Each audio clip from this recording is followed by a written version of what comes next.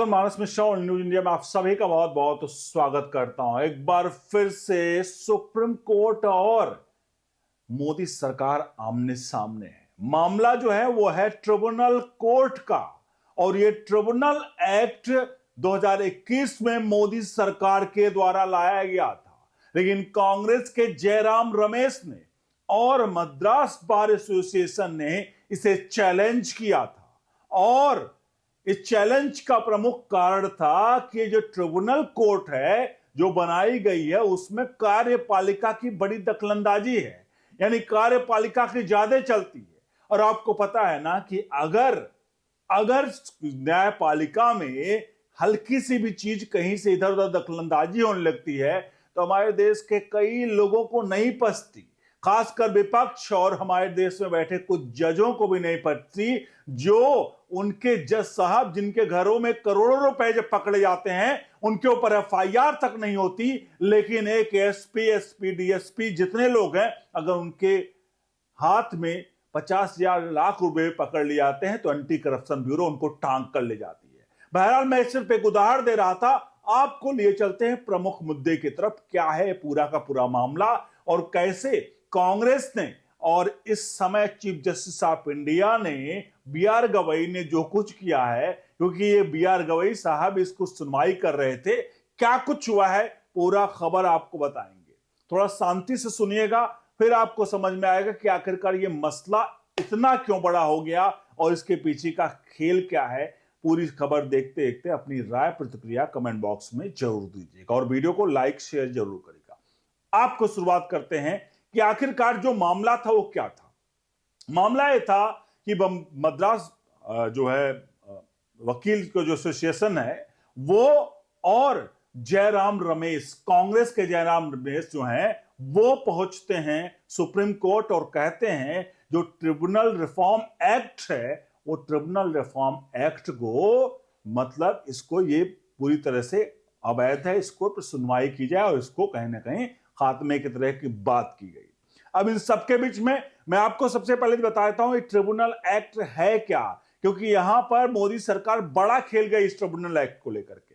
आपके सामने स्क्रीन पर नजर आ रहा है। असल में ट्रिब्यूनल कोर्ट जो है ये न्यायाधिकरण एक अर्ध न्यायिक निकाय है जो विशेषीकृत मामलों को हल करने के लिए स्थापित किया जाता है ताकि अदालतों पर से मुकदमों का बोझ कम हो सके, तकनीकी मामलों में विशेषज्ञता प्रदान की जा सके। सामान्य अदालतों से भिन्न होते हैं क्योंकि ये विशेष सत्र जैसे पर्यावरण नेशनल ग्रीन ट्रिब्यूनल या कंपनी कानून नेशनल कंपनी लॉ ट्रिब्यूनल से संबंधित विवादों को त्वरित और प्रभावी निपटान से बनाए जाते हैं। और इसके अलावा इसके अक्सर न्यायिक सदस्य और तकनीकी विशेषज्ञ सदस्यों दोनों शामिल होते हैं जो अधिक सूचित यहां पर निर्णय देने में यहां पर वो सशक्त होते हैं, मदद करते हैं। अब ये समझिएगा एक तरह से पैरेलल एक ट्रिब्यूनल कोर्ट बनाने का मतलब है पैरेलल कोर्ट के जरिए व्यवस्था बनाने का काम किया गया। और व्यवस्था क्यों बनाने का काम किया गया? जो पेंडिंग केसेज होते हैं उन पेंडिंग केसेज का निपटान कराने के लिए मोदी सरकार ने एक बड़ा ये अहम निर्णय लिया। एक और आपके सामने स्क्रीन पर दिखा देता हूं, उसके बाद अब लिए चलता हूं आज के मैटर की तरफ, क्योंकि ये आपको दिखाना जरूरी है आज के मैटर तक समझने के लिए। आपके सामने स्क्रीन पर जा रहा है दूसरा चीज, यहां पर देखिए, यहां पर ट्रिब्यूनल रिफॉर्म एक्ट लाया कौन था। ये ट्रिब्यूनल रिफॉर्म एक्ट 2021 में भारत सरकार द्वारा, मोदी सरकार जिस वक्त इसे वित्त मंत्री निर्मला सीतारमण ने 2 अगस्त 2021 में लोकसभा में पेश किया था। भारत सरकार ने पेश किया, कब पेश किया गया? 2 अगस्त 2021 लोकसभा में इसको पेश किया गया था और अब यह मामला पहुंच गया है सुप्रीम कोर्ट में। अब समझिए सुप्रीम कोर्ट में क्या होता है। सुप्रीम कोर्ट में इस पर जो सुनवाई जो कर रहे थे वो चीफ जस्टिस ऑफ इंडिया कर रहे थे। चीफ जस्टिस ऑफ इंडिया सुनवाई कर रहे होते हैं और सुनवाई के दौरान वो दूसरी पार्टी जो होती है वो पार्टी होती है उनकी तरफ से होती है एएसजी ऐश्वर्य भाटी। एएसजी ऐश्वर्य भाटी मतलब चीफ जस्टिस ऑफ इंडिया 3 बार स्थगन इसको लेकर के हो चुका था इस पूरे प्रकरण को सुनवाई के लिए। एएसजी भाटी, ऐश्वर्य भाटी भी कहती हैं क्योंकि जो इस समय अटॉर्नी जनरल हैं वो खुद इस मामले को व्यक्तिगत रूप से देख रहे हैं और अटॉर्नी जनरल इस वक्त भारत के विदेशी और मतलब कुछ वैश्विक स्तर के मामलों में व्यस्त हैं, इसलिए वो इसकी सुनवाई के लिए नहीं आ पा रहे हैं, इसके लिए माफी चाहते हैं। अब चीफ जस्टिस ऑफ इंडिया इसको सुनते ही गुस्से में आ जाते हैं।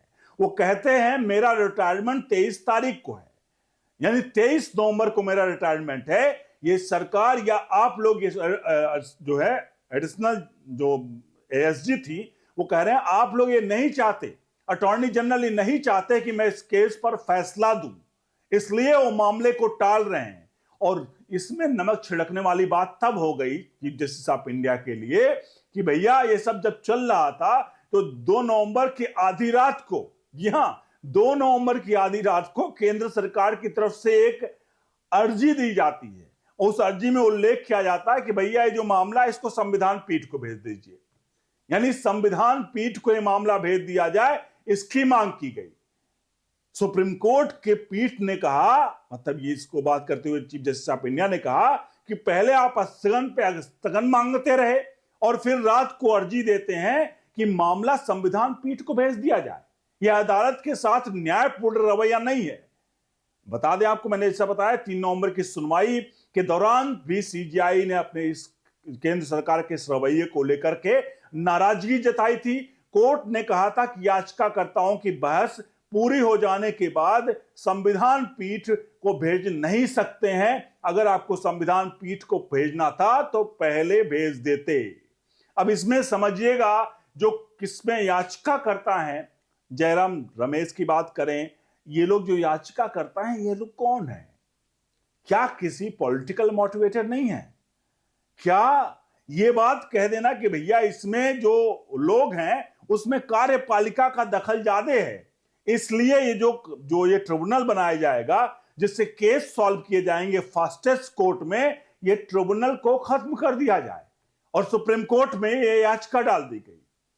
मैं आपको बता दूं, कांग्रेस का हमेशा से रहा है कि जब भी कोई कानून पास हो, देश हित में हो, वो उसके पीछे पड़ जाते हैं, या ये कहें जब भी कोई कानून पास होता है वो उसके पीछे पड़ जाते हैं। हालिया में आपको पता नहीं कृषि कानून कि हमारे देश के किसानों के लिए कितना सशक्त बनाने वाला था, लेकिन उस कृषि कानून को कैसे बैकफुट पर ला दिया गया। इसके अलावा वक्फ एक्ट अधिनियम जो है था जिसमें अमेंडमेंट किया गया, वो उसको लेकर के सुप्रीम कोर्ट जाया गया।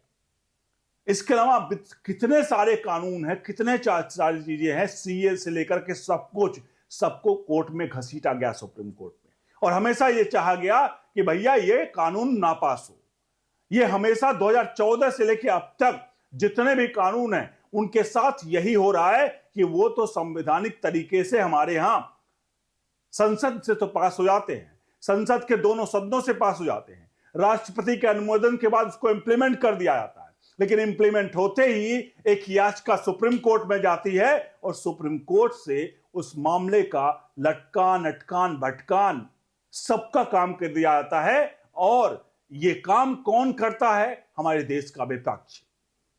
अब जयराम रमेश 2021 में इसको याचिका डाल चुके हैं, मद्रास बार एसोसिएशन ने भी इसको लेकर के याचिका डाली हुई है। मतलब साफ है कि भैया मेरे में अगर टांग लड़ाओगे तो ये हम जरूर इस पर रिएक्शन देंगे, यानी कि कोर्ट के काम में कोई टांग न लड़ाए। कोर्ट में 5.5 करोड़ के आसपास आंकड़ा पहुंच रहा है, 5.34 के आसपास करोड़ का आंकड़ा है जो पेंडिंग है। अगर उनको लेकर के कोई सही रणनीति नहीं बनाई गई तो आपको लगता है कि देश के जो पहाड़ इकट्ठा हो रहा है केसों का, ये पहाड़ कभी सॉल्व होगा? 70% कैदी अंडर ट्रायल हमारे जेलों में सड़ रहे हैं, जो पता नहीं गुनहगार हैं या नहीं है। एक हमारे ही कानून हमारे देश में कहा जाता है कि लाखों गुनहगार जो हैं वो छूट जाएं, लेकिन एक बेगुनाह जेल में ना बंद हो या एक बेगुनाह को सजा ना हो। ये हमारे यहां न्याय की व्यवस्था है। लेकिन 70% कोर्ट, मतलब जो ट्रायल अंडर ट्रायल वो हैं, कैदी हैं, वो अंडर ट्रायल है। और क्या 70% को सजा होगी? हालिया में बहुत सारे ऐसे केस आए जो 40 साल बाद उनको छोड़ दिया गया। अब वो चाहे वो सजा के मतलब उसमें उनके खिलाफ सबूत ना रहे हो कि 40 साल तक सजा सबूत कौन सजो के रखेगा? कोर्ट अपना देखिएगा कि सबूत सजो के रखेगा, और जहां पर ये सारी चीजें हुई वो सब कुछ त्राही त्राही या चारों तरफ मचा हुआ है।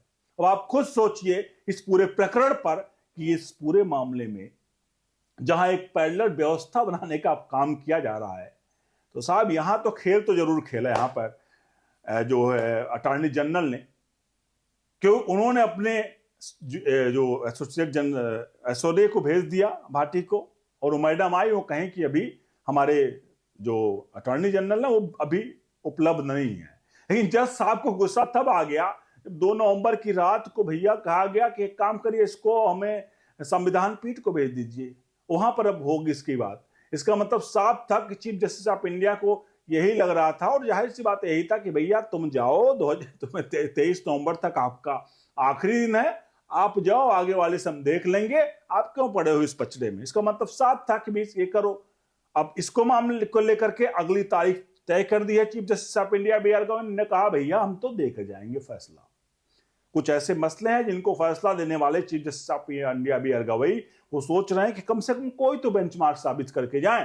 पहला तो 14 सवालों का जवाब जो राष्ट्रपति ने मांगा है, जहां राष्ट्रपति की शक्तियों को मजबूत मतलब पूरी तरह से छीड़ कर दिया गया सुप्रीम कोर्ट की 2 जजों की कमेटी। अब कितने दिन बचे हैं, हालांकि इसको लेकर के एक बार हिंट जरूर दे चुके हैं बी आर गवई साहब कि अब जो होने वाला है उस पर हम फैसला दे के जाएंगे। इन 14 सवालों के जवाब आपको संवैधानिक तरीके से मिलेगा, और इसका इंतजार हमें भी है। लेकिन अब जो हुआ है, आप खुद बताइए कि आखिरकार क्या पैरेलल में ट्रिब्यूनल, एक कोर्ट जिस तरह से बात की जा रही है, ट्रिब्यूनल रिफॉर्म क्या होना चाहिए या नहीं होना चाहिए? क्या ट्रिब्यूनल कोर्ट को चैलेंज दे करके कांग्रेस के जयराम नरेश और मद्रास बार एसोसिएशन ने क्या ये गलत या सही किया है? आप क्या सोचते हैं? और क्या चीफ जस्टिस ऑफ इंडिया को इस प्रकार से एडिशनल मतलब जो है अटॉर्नी जनरल जो आज के वक्त पर टरका रहे हैं, क्या वो सही है? कई सवाल हैं। वैसे एक बात बता दें, सभी यही काम करते हैं, सिब्बल साहब भी करते हैं, जब उनके मन मुताबिक जज नहीं होते तो वो केस को कहते हैं भैया हम वापस लेते हैं याचिका, फिर वो अपने मन मुताबिक जज तय करते हैं। तो कहीं ऐसा तो नहीं कि गवई साहब की विदाई का इंतजार कर रही है मोदी सरकार। बने रहे न्यूज इंडिया के साथ, बहुत बहुत धन्यवाद।